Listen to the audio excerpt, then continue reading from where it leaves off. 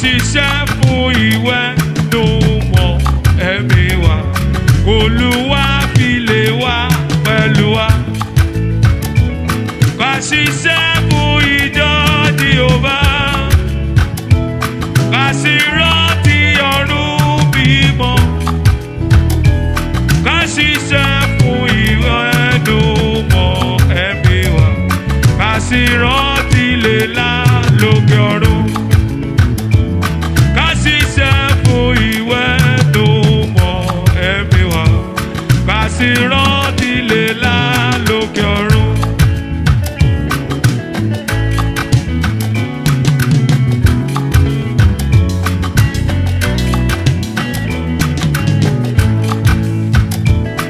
Olúwa jọ̀wọ́ sọ̀kalẹ̀ sáàrin wa, ká wá fi lè rí ìwẹ̀nù wọn.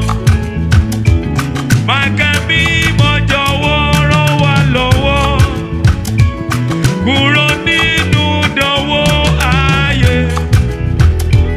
ká wá fi lè ṣẹ́gun ẹ̀mí Jésù, ká sì pẹ̀lú ìfẹ́ mímọ́. Ká wá fi lè ṣẹ́gun ẹ̀mí Jésù, ká ṣiṣẹ́ pẹ̀lú ìfẹ́ mímọ́.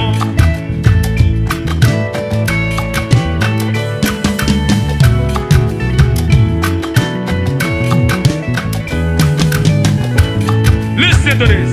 Asán ní fènìyàn láti fọkàn fún ìṣúra ayé tí yóò fò lọ.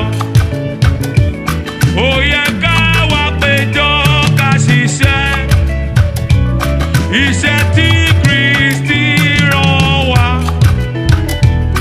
Èyí ni yóò mú wa gba adé ògo tí Bàbá ṣèlérí rẹ̀ fún wa. Àṣẹ èyí ni yóò mú wa gba adé ògo tí Bàbá ṣèlérí rẹ̀ fún wa. I sing it again. I say, asán ní fènìyàn láti fọkàn fún ìṣúra ayé tí kò fò lọ. Ó yẹ ká wá péjọ ká ṣiṣẹ́